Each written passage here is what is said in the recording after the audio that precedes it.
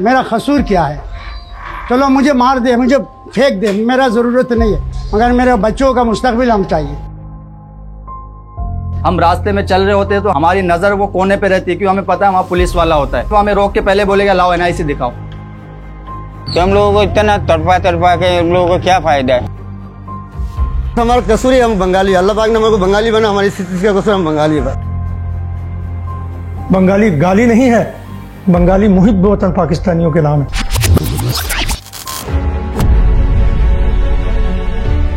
আমরা পাকিস্তানের সংখ্যাগুরু, আমরা পাকিস্তানের সংখ্যাগুরু। जन्म में जाए, सुअर के बच्चे जन्म में जाए।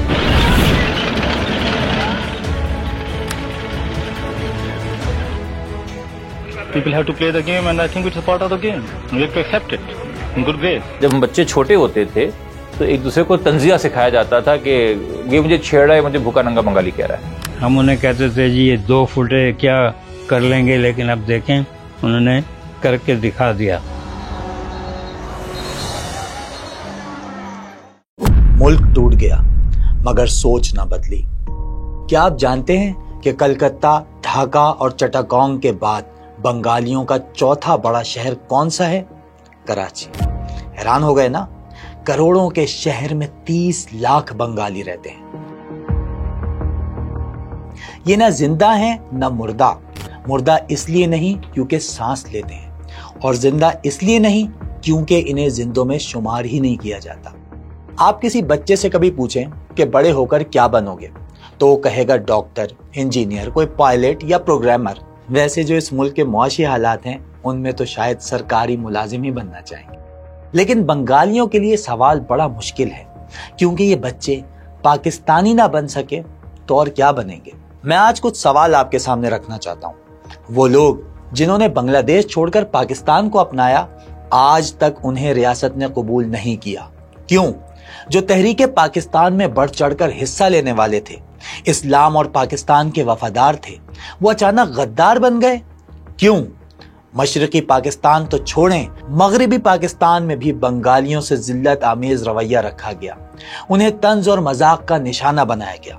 लफ्ज बंगाली एक गाली बनकर रह गया। क्यों? ये बच्चे और जवान एक आजाद मुल्क में रहते हुए आज भी आजाद नहीं। क्यों? जवाब जानना चाहते हैं तो आइए चलते हैं कराची ही नहीं, मुल्क की सबसे बड़ी कच्ची आबादी मच्छर कॉलोनी। लेकिन उससे पहले रफ्तार को लाइक और सब्सक्राइब जरूर कर लें।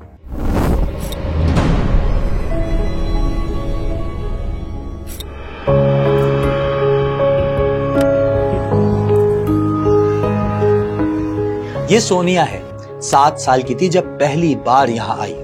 उसी रोज सोनिया ने जिमनास्ट बनने का फैसला कर लिया। वो अपनी बहन अनवारा के साथ रोज यहाँ आती रही, और आज सोनिया नेशनल लेवल की जिमनास्ट है, सिंध वुमेन टीम का हिस्सा है। मगर वो क्या चीज है जो उसके पांव की बेड़ी बनी हुई है, जो इंटरनेशनल मुकाबलों में उसके लिए सबसे बड़ी रुकावट है? पहले यहाँ पे मतलब कि बॉयज करते थे ना, तो फिर मुझे भी करने का शौक हुआ। मतलब बाहर खेलती थी ना बाकी बच्चों के साथ, मुझे करने का शौक हुआ कि ये कैसे गुरंटी मारे बंदरों की तरह ये। फिर मैं घर पे गई, घर जाके अब्बू को और अम्मी को बोला। अब्बू ने बोला नहीं ये बॉयज करते हैं, गर्ल्स नहीं करते। फिर मैंने बोला मुझे करना है। फिर अब्बू ने अम्मी को बोला कि जा इसको जाके लगवा देना। मेरे नाना उनके जो CNIC ना वो ब्लॉक हुए हैं, और मेरे नाना फोत भी हो गए, मतलब इस दुनिया में नहीं है अभी। तो इस वजह से अम्मी का नहीं बन रहा है, तो अम्मी की वजह से हमारे यहाँ पे भी मसले मसाइल आ रहे हैं। ये मसला सिर्फ सोनिया का नहीं, उस जैसी हजारों टैलेंटेड लड़कियां और लड़के बेफॉर्म और शनाख्ती कार्ड ना होने से अपना मुस्तकबिल डूबता देख रहे हैं। मैं जिम्नास्टिक करता हूँ इस वक्त स्पोर्ट पे। मैं कोई नेशनल लेवल पे भी खेलने जाऊंगा, मुझे वहाँ पर NIC चाहिए होता है। अच्छे से अच्छा कारोबार करने जाऊँ, वहाँ पर भी NIC चाहिए होता है कि इंसान 2 वक्त की रोटी खाना पीना खाए तो सुकून से खाए ना। गधे घोड़े की मेहनत करने जाऊंगा वहाँ पर, फिर वापस घर पे आऊंगा, कोई NIC नहीं। वापस में कोई अच्छा खासा अच्छा काम ढूंढो तो भाई NIC नहीं है बच्चे का। और बात आ गई अगर आगे के मुस्तकबिल के, उसमें भी मुझे NIC चाहिए होता है, और बोलेगा कि NIC नहीं है तो फिर इसको गेट के बाहर करो। फॉल ऑफ ढाका से पहले बंगालियों को अजीब व गरीब नामों से बुलाया जाता था। जब वो गली मोहल्लों में रेडियों पर मछली और छोटा मोटा सामान बेचा करते थे तो उन्हें मजाक में कहा जाता, बंगाली बाबू आया मुर्गी चुरा कर लाया। कोई कहता गली गली में शोर है, बंगाली बाबू चोर है। बांग्लादेश बनने के बाद हमने उन्हें एलियन का नाम दे दिया। अब ये मार्स या जुपिटर से तो आए नहीं जो हम इन्हें एलियन कहें। जरा इमेजिन करें, आप एक ऐसे इलाके में रहते हो ना जहां ठीक से पढ़ सकें, ना नौकरी कर सकें और ना ही ढंग के अस्पताल में इलाज करा सकें। आप ना प्रॉपर कारोबार कर सकें और ना ही कोई प्रॉपर्टी खरीद सकें, ना तो ट्रेवल कर सकें और ना ही अपने साथ होने वाली ज्यादती की FIR कटवा सकें। सब छोड़ें, एक सिन तक ना खरीद सकें, तो आपको कैसा लगेगा? ये सोचकर जो आपका हाल है, ये लोग रोज इसी कैफियत से गुजरते हैं। पुलिस जो SHO है वो बाकायदा वहां पर हायर किया जाता है, वो उन थाने को खरीदते हैं वो कि भाई यहाँ बंगालियों की आबादी है तो जिसको पकड़ो वो कैश पैसे हैं, क्योंकि वो तो बेचारों के पास वो जबान भी नहीं है। और ये जिस तरह CNEC के इश्यूज खड़े हुए, उनके CNEC एक्सपायर है, बहुत से लोगों के पास CNEC है नहीं, जो नादरा उनको इशू ही नहीं कर रहा है, तो उनको पकड़ पकड़ के वो पैसे लेते हैं। 10,000 दे दो, 20,000 दे दो, 50,000 दे दो। उनका CNEC होने के बावजूद भी उनको पकड़ के ले जाते हैं कि भाई तुम आ जाओ, बैठ जाओ। फैमिली में झगड़ा है, शादी का झगड़ा, वो तो पुलिस का काम नहीं है।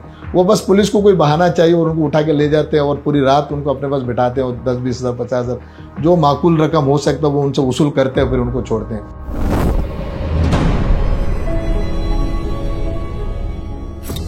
लेकिन ये हमेशा से इतने गैर अहम नहीं थे।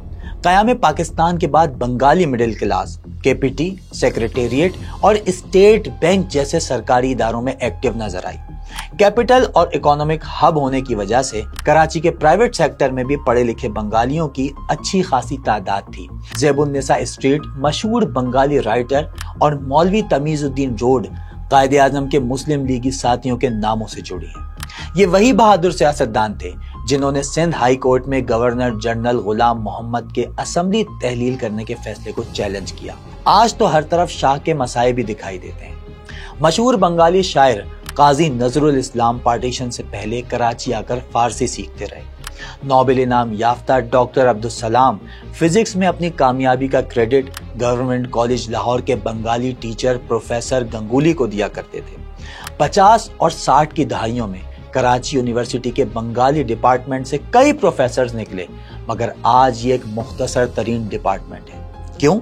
इसलिए कि आज बंगाली जबान किसी इदारे और डिपार्टमेंट में तो दूर, घरों में भी कम ही बोली जाती है।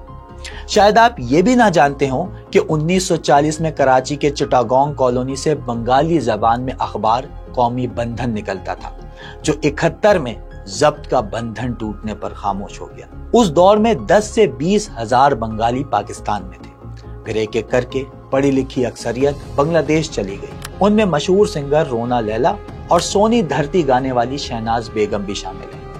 वर्किंग क्लास बांग्लादेश से रोजगार की तलाश में कराची आती रही। वैसे कई खानदान अंग्रेजों के दौर में ही फिशिंग और ट्रेड के शोबे में मजदूरी के लिए यहाँ सेटल हो चुके थे।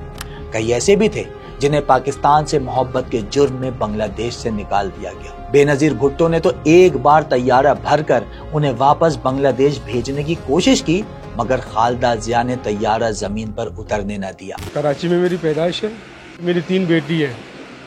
वो 7-8 तक पढ़ती है, इसके बाद बोलता है बाप का कार्ड लिया। बाप का कार्ड है नहीं, छुट्टी हो गई, मैं टिक तक पढ़ नहीं पा रहा। कहीं नौकरी के लिए जाए बड़ी बड़ी कंपनियों में NRC मांगते हैं, कार्ड नहीं है, बोलता है बाहर जाओ। तो लोकल वोकल कंपनी है, उस पर हो जाता गुजारा, बाकी जो स्पोर्ट की कंपनी है उधर कार्ड के अलावा जाने नहीं देते। फिर मेरी बच्ची की आंखों का मसला हो गया था, अस्पताल ले गया हूँ, बोलता कार्ड लिया। तो मेरे पास तो कार्ड है ही नहीं। फिर दूसरे बंदों को मैं ले गया, उन्होंने अपनी सिफारिश की है, फिर जाके उसका इलाज हुआ। कराची में बंगालियों की 105 कॉलोनीज हैं। इनमें सबसे मशहूर इब्राहिम हैदरी, मूसा कॉलोनी, जियाउल हक कॉलोनी, मच्छर कॉलोनी, लियारी और कोरंगी का बंगाली पाड़ा है। यहाँ पानी की किल्लत, क्राइम, घिचपिच और गंदगी समेत बहुत से मसाइल हैं। सबसे बढ़कर यहाँ आधी आबादी के पास शनाख्ती कार्ड ही नहीं है। बस में सफर करता हूँ, बस में चढ़ता हूँ, पुलिस वाले रोते रास्ते में, भाई NRC दिखाओ, NRC है नहीं, उतार देते रास्ते से। फिर तलाशी लेना, फिर परस तरस करना, ये करना, फिर बिठा के रखता आधे घंटे रास्ते पे ही। फिर बड़े से हम बात कराते हैं कि भाई हम तो यहाँ के रहने वाले हैं। इस तरह का जो ना पुलिस वाले भी तंग करते रास्तों पे। हम जिधर भी जाए परेशानी है। अब अपने रोजगार यहाँ करें या हम अपने रोजी कमाएं या हम NRC पीछे भागे। अभी हमारे यहाँ रोजी अलग, हम यहाँ के इंचार्ज हूँ। अभी मेरे को नादर पे जाना है, लेकिन क्या करें, मजबूरी जाना है। निकाह को हमारे 25 साल यहाँ पे हो गए, उसको हमारे कोई ना निकाहनामा मानते हैं, ना पैदाइशी कार्ड मानते हैं, कोई चीज़ नहीं मानते हैं। वो जाते दूसरी बात, वो बात सुनते ही नहीं हमारे।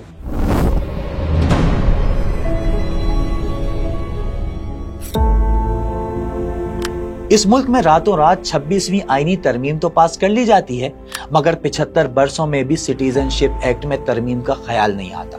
यही वो कानून है जिसकी वजह से बंगाली पाकिस्तान में रहते हुए भी रियासत को दिखाई नहीं दे रहे। अजीब बात है कि इसी कानून के तहत अगर कोई कश्मीरी यहाँ आ जाए तो वो पाकिस्तानी तस्वुर होगा और उसे शनाख्ती कार्ड भी मिल जाएगा। सिटीजनशिप एक्ट हमारा मौजूद है, उसमें एक डेडलाइन, एक तो उस डेडलाइन से पहले, एक उस डेडलाइन के बाद की बात। उस डेडलाइन से पहले जब एक्ट बना हमारा, तो वो जो लोग होंगे वो शहरी कहलाएंगे पाकिस्तान के, और वो शहरी होने की वजह से उनके आईडी कार्ड भी, अब अगर शहरी नहीं है, बाई बर्थ नहीं है, बाद में जो पैदा हुए उस डेडलाइन के बाद, उनको कौमी धारा में कैसे सिटीजनशिप के कानून के अंदर तब्दीली नहीं करेंगे तो उनके मसाइल हल नहीं हो सकते। उसके लिए you need to have a consensus. Let's have a referendum in term of Article 48. कौम को देना, कौम क्या कहती है, कौम क्या चाहती है, सिक्योरिटी कंसर्न या सिक्योरिटी इश्यूज को डील किया जा सकता है। जब तक आपकी पार्लियामेंट नहीं चाहेगी, हुकूमत वक्त नहीं चाहेगी, ये मसला हल नहीं हो सकता। लेकिन सिटीजनशिप एक्ट ये भी तो कहता है कि पाकिस्तानी सरजमीन पर पैदा होने वाला बच्चा पाकिस्तानी ही कहलाएगा। अगर सिर्फ इसी क्लॉज पर अमल कर लिया जाए तो हजारों बंगाली बच्चों का मुस्तकबिल बचाया जा सकता है। कानून को सिर्फ इम्प्लीमेंट करना है, हमें कोई री इन्वेंट नहीं करना व्हील, हमें कोई नई लेजिस्लेशन की जरूरत नहीं है। अगर हमारा सिटीजनशिप का कानून as it stands without any hindrances implement होता है तो इन सब बच्चों के पास आज पासपोर्ट और आइडेंटिटी कार्ड होना चाहिए। बिकॉज बर्थ राइट सिटीजनशिप, ये बच्चे यहीं पैदा हुए हैं, इनके वालिदैन भी इन मोस्ट केसेस यहीं पैदा हुए हैं, ये 3rd 4th जनरेशन है, तो इनके हुकूक तो बहुत क्लियरली स्टेटेड हैं हमारे सिटीजनशिप लॉज में। आइन का आर्टिकल 25A 5 से 16 उम्र के तमाम बच्चों को मुफ्त तालीम की जमानत देता है, लेकिन आइन का हलफ उठाने वाली हुकूमत ये जमानत नहीं देती। बंगालियों के बच्चे चाहे कितने ही टैलेंटेड क्यों ना हो, तालीम और रोजगार के दरवाजे उन पर बंद ही रहते हैं। ऐसे में ये चोर, डकैत और नशे नहीं तो और क्या बनेंगे। तालीम आपको नहीं मिल सकती, नौकरी आप नहीं कर सकते, घर आप नहीं खरीद सकते, सिम कार्ड आप नहीं ले सकते और मुख्तलिफ जो मसाइल इसके साथ आते हैं। तो इसकी वजह से जो कम्युनिटी है वो बिल्कुल मार्जिनलाइज होकर रह गई है, बिकॉज जो बच्चे हैं इनको किसी किस्म के मौके नहीं मिलते हैं प्रोग्रेस करने के, इसलिए कि आप एक्टिवली ये कहते हैं कि जी आपके पास तो ये हुकूक है ही नहीं, तो आप किस चीज़ के लिए फिर लड़ें। तो इसका इम्पैक्ट इनकी आपकी मेंटल हेल्थ पे होता है। हमारी कम्युनिटीज़ में ड्रग एडिक्शन के केसेस बढ़े हैं। हम लोग देखते हैं कि बच्चे जो हैं वो बेबस हो जाते हैं और उनके पास जो है होपलेसनेस का काफ़ी सिचुएशन आती है। जितने बंगाली बरादरियों में सबसे ज़्यादा जो नशा ही बन रहा है इस वक्त, वजह कि उनके पास जॉब नहीं है। वो फारिग आदमी एक जगह पे 5 आदमी बैठता है और नशा करना शुरू करता है, और इसके जो जरासीम है ना, सिर्फ बंगाली आबादियों तक महदूद नहीं रहेगी, ये पूरी पाकिस्तान में फैलेंगे। कोई ये समझता है ना कि मैं डिफेंस में रहता हूं, मेरा बच्चा सेफ है, ये उसकी सोच गलत है।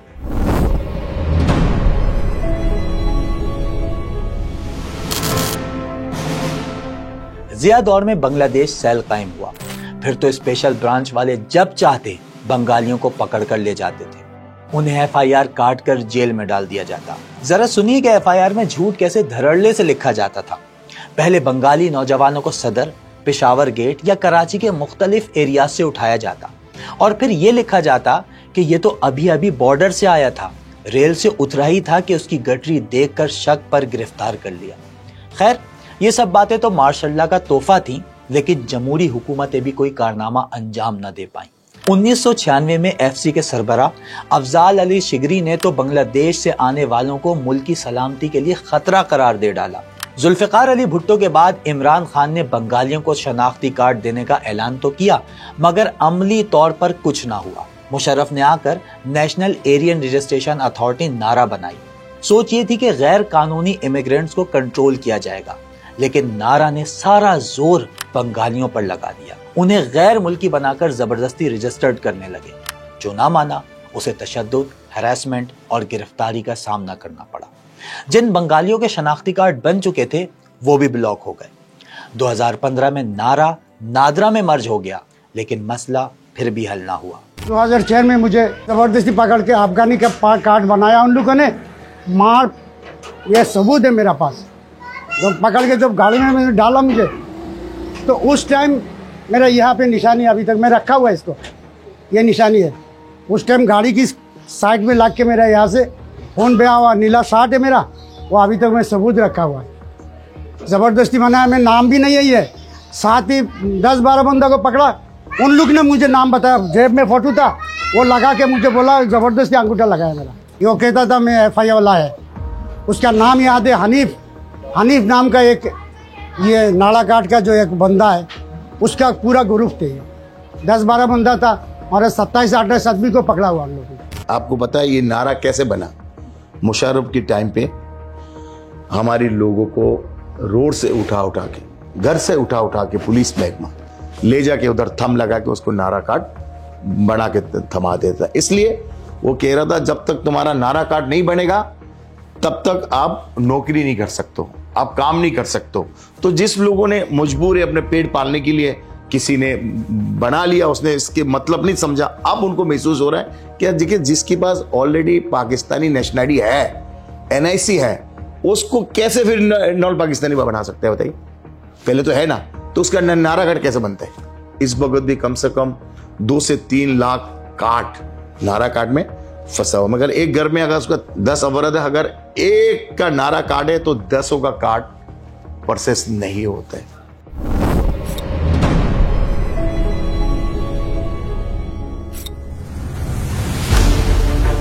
कराची फिश हार्बर में 70% वर्कफोर्स बंगाली बिरादरी की है। मछली पकड़ने से लेकर मछली बेचने तक छोटे बड़े व्यापारी, लॉन्च ओनर सब बंगाली हैं, मगर यहां भी वो बराबर के शहरी नहीं। आज तक फिश हार्बर एसोसिएशन की मेंबरशिप किसी बंगाली को नहीं मिली। चंद साल पहले चेयरमैन हाफिज अब्दुल बर ने बंगालियों को मेंबरशिप देने की एक कोशिश जरूर की, मगर वो नाकाम रहे। सिंधी, बलोच और कच्ची, इनको ये हजम नहीं हुआ। ये इन्होंने क्या किया, ये चले गए हाईकोर्ट कि हाफिज अब्दुल बर साहब ये क्या कर रहे हैं, क्यों कंप्यूटराइज किया जा रहा है इसको? हमारे बाप दादाओं ने बनाया था 1965 के बाद कराची फिश हार्बर को। तो जब से जो मेंबरशिप चली आ रही है, पुराना कार्ड, जिस तरह पुराना शनाख्ती कार्ड होता था, इस तरीके से ये भी। हाफिज अब्दुल बर ने ये मौक़िफ़ इख्तियार किया कोर्ट के अंदर कि भाई पाकिस्तान से पुराना शनाख्ती कार्ड ख़त्म हो गया है, कंप्यूटराइज शनाख्ती कार्ड है, लिहाजा माहीगिरों को भी अगर कंप्यूटराइज किया जाए तो उसमें तमाम बरादरी को जो हम शामिल कर सकते हैं। आने वाले इलेक्शन में 3 साल के बाद इलेक्शन होता है फिशरी में, माहीगिरों का इलेक्शन, उसके तहत डायरेक्टर बनते हैं, तो उसमें हम बंगालियों को भी शामिल कर सकते हैं। लेकिन अभी तक वो खेत चल रहा है। शायद यहाँ भी वही डर था कि कहीं बंगाली 166 सीटें ही ना ले जाएं। शनाख्त न होने के बावजूद ये कौम पाकिस्तानी मईशत में अपना रोल प्ले कर रही है। फिशरीज ही नहीं, garments, farming, agriculture, tile making और स्कूल बैग्स बनाने में भी बंगालियों का बड़ा हाथ है। कोई सब्सिडी नहीं दे रहा है किसी को, ठीक है ना। हमारी बिजली का बिल आप देखिए, हमारी इस फैक्ट्री का 2-2 करोड़ रुपए बिजली का बिल आता है। हमें गवर्नमेंट क्या सब्सिडी दिया? कोई फैसिलिटी नहीं है। हम तो टैक्स दे रहे हैं, हम तो पाकिस्तान को लाके डॉलर दे रहे हैं भाई, पाकिस्तान को तरीके कर, मगर हमारी फिश इंडस्ट्री को गवर्नमेंट की तरफ से किसी किस्म का भी हमें कोई फैसिलिटी, कोई सब्सिडी नहीं है।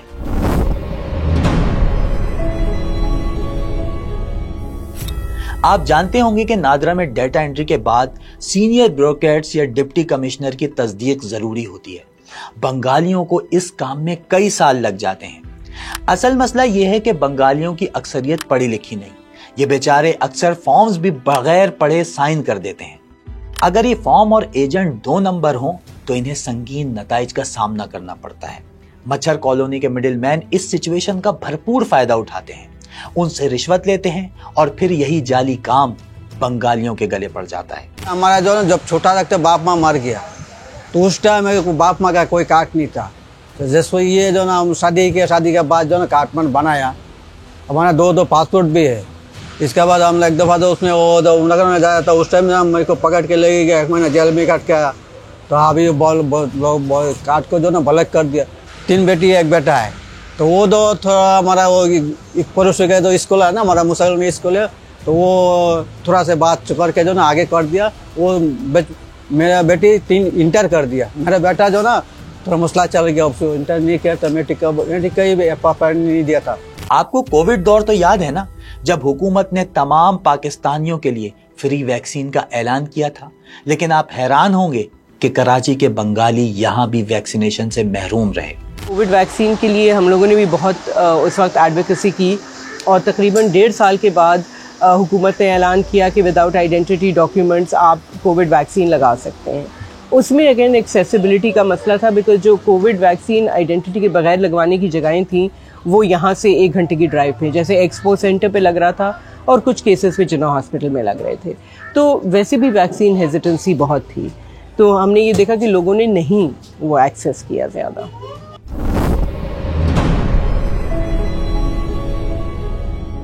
इनकी तादाद लाखों में है, मगर कोई सियासी नुमाइंदगी नहीं। बंगालियों की बस्तियों में जाएं तो आपको हर सियासी जमात का बैनर देखने को मिलेगा। आधे लोगों से वोट तो मांगे जाते हैं, लेकिन बदले में सिर्फ उन्हें वादों पर तरखा दिया जाता है। पाकिस्तान को बना 77 साल हुआ है, तब से हम लोगों ने तमाम सियासी जमात को आजमाया है। ये सिर्फ यहाँ तक आता है, उसके बाद जब इलेक्शन आती है तो सब बंगाली पाकिस्तानी नेशनली है, वोट लेने के लिए उनके घर पे आ जाता है, उनके इलाके में आ जाता है, ये मसला हल कर दूंगा, वो मसला हल कर दूंगा। उनकी वोट से MP MNA मिनिस्टर बनता है, वज़ीर आज़म बनता है, उस टाइम वो पाकिस्तानी होता है। उसके बाद वो जब सीट में बैठ जाता है उनको यह याद नहीं रखता है, उस टाइम वो नल पाकिस्तानियों को कह देते हैं कि पाकिस्तान का सियासतदानों ने हमें कभी अपना नहीं समझा। अफगान महाजरीन और बंगालियों में एक बुनियादी फर्क है। अफगानियों को हुकूमती मुआहदे के तहत पनाह दी गई थी, उस मुआहदे के तहत उन्हें वापस भी भेजा जा सकता है, और चंद माह पहले ऐसा हुआ भी। मगर बंगालियों का मसला कुछ और है। पाकिस्तान और बांग्लादेश का ऐसा कोई मुआहदा नहीं है, क्योंकि ना तो उनके पास बांग्लादेश का कोई शनाख्ती कार्ड है और ना कोई डॉक्यूमेंट। अब ना तो ये पाकिस्तानी है और ना ही बांग्लादेशी। ये लाखों खानदान जाएं तो जाएं कहाँ? मेरे बच्चे काम नहीं कर पाते, सही है, फैक्ट्री में जाता है 3 लोग को निकाल देते, कहते NIC लेके आओ। अब जब मेरे NIC नहीं बनेगा तो मेरे बच्चों का कैसे बनेगा? मेरी बच्चे स्कूल जाती है, कहती है B Farm लेके आओ। अब मेरा नहीं बनेगा तो मैं कैसे B Farm बनाऊंगी? अब बच्चों की मुस्तकबिल के लिए तो मुझे चाहिए ना। नादरा जा के मेरा चप्पल घिस गई, अब मैं क्या करूँ? वो कहते अपना शौहर को लेके आओ। अब वो जब दुनिया में नहीं है तो उसको कहाँ से मैं लाऊं? इतना दुख होता है ना मुझे, आपको क्या बताऊं। मैं ऐसे लोगों को जानता हूँ जो अपनी वालिदैन को, जख्मी वालिदैन को उस वक्त 71 के वक्त वहाँ पे छोड़कर आए, क्योंकि अगर वो उनको बचाने जाते तो उनका पूरा खानदान, उनकी बीवी बच्चे सबको मार दिया जाता। वो चुप चुपा के पाकिस्तान पे आए और पूरी जिंदगी फिर उस सरजमीन को देख नहीं सके। इस दर्द और इस तकलीफ के साथ पाकिस्तान को वेलकम कहते हुए, पाकिस्तान जिंदाबाद कहते हुए ये लोग आए। आप इस इश्क को कहाँ पे लेकर जा रहे? कौन से डॉक्यूमेंट्स पे इस इश्क को तोलेंगे आप? इससे अच्छा यार हमें कहीं भी एक कोने पे लेके जाओ, सबको जमा करो, एक बम बांध के हमारे ऊपर फेंक दो। ताल्लुकात के बरज़ख में ही रखा मुझको, वो मेरे हक में ना था और खिलाफ भी ना हुआ। बड़ा तकलीफ दे होता है ये इंतजार, in the middle of nowhere. इन बुजुर्ग को देखिए, इनकी उम्र शनाख्त के पीछे भागते हुए गुजर गई। जो अपना सब कुछ खोकर पाकिस्तान आए थे, यहां भी कुछ ना पा सके। ऐसे हजारों बुजुर्गों की यही कहानी है, जो रियासत से अपने लिए कुछ नहीं चाहते, मगर अब अपने बच्चों के लिए शनाख्त मांगते हैं। वो चाहते हैं कि जो धक्के उन्होंने खाए, कम से कम उनके बच्चे तो महफूज रहें। और ये नन्हे बच्चे, ये तो अभी शनाख्त का मतलब भी नहीं जानते, लेकिन जब स्कूल जाने के काबिल होंगे तो उनसे 1970 के कागजात मांगे जाएंगे। कहां से लाएंगे ये पेपर्स? तालीम हासिल करने दो, अभी भी इस कौम में मालूम पैदा होगा। ये बता दूं आपको, मैं इस कौम में मालूम पैदा होगा। इस कौम में शेर बंगाल के फजलुल हक पैदा होगा। इस कौम में ख्वाजा नाज़िमुद्दीन, ख्वाजा खैरुद्दीन पैदा होगा। इस कौम में मोहम्मद अली बोगरा, मोहम्मद अली चौधरी पैदा होगा। तालीम तो हासिल करने दो। इस मुल्क की तरक्की के लिए रीढ़ की हड्डी का किरदार अदा करेंगे अगर बंगालियों को फैसिलिटीज दिया जाए। नेशनल प्लेयर बनना चाहता हूँ, क्योंकि मेरा गेम का लेवल बहुत अच्छा हो रहा है माशाल्लाह। मैं ये गेम देखता हूँ, स्पोर्ट देखता हूँ, मेरा दिल में खुशी होता है कि भाई एक दूसरे मुल्क के बहुत सारे मुल्क यहाँ पर खेल रहे हैं। पाकिस्तान में पैदा हुआ हूँ, मेरा हक है इस मुल्क पे, मेरा मुल्क है, मुझे हक देना चाहिए। मुझे बहुत दुख होता है कि मैं NIC मुझे क्यों नहीं दे रहे। मुझे स्पोर्ट खेलना होता है, आगे मुझे मुस्तकबिल बनाना है, मेरे घर वालों को मुस्तकबिल बनाना है, मेरे पीछे जो आएंगे आने वाले नस्ल है उनके लिए मुस्तकबिल बनाना है मुझे। मेरे अपने आप को सोचता हूँ और बच्चे के बारे में सोचता हूँ। और पहली बात तो ये, यहाँ पर इस पूरे मुल्क के बारे में हम लोग सोच के भी बहुत कुछ करने जा रहे हैं, लेकिन हमें NIC नहीं दिया जा रहा। क्या हम नेशनल लेवल में जब जाएंगे ना, एक मरतबा कम से कम मुझे भी तो अपने मुल्क का झंडा लहराना है ना दूसरे मुल्कों में। मैं यहाँ पे जिम्नास्टिक कर रही हूँ, तो फिर मैंने स्कूल लेवल खेला है, नेशनल खेला है, फिर सभी इंशाल्लाह अगर मेरा पासपोर्ट बन गया तो फिर मैं इंटरनेशनल भी आराम से खेल सकती हूँ। ये पढ़ना चाहते हैं, मुल्क के लिए कुछ करना चाहते हैं, ये बस शनाख्ती तो मांग रहे हैं जिसके लिए ये आग का दरिया उबूर करके पाकिस्तान पहुंचे थे। ये लाखों बंगाली इसी मुल्क के शहरी हैं। एलियन कहें या सिक्योरिटी थ्रेट, इन्हें जो चाहें पुकारें, पर आप इन्हें नजरअंदाज नहीं कर सकते, क्योंकि इनका कोई और ठिकाना भी नहीं। इन्हें कबूल कीजिए, इनके लिए कानून आसान कीजिए। ये मुर्दा नहीं है, बस इन्हें जीने का हक दे दीजिए।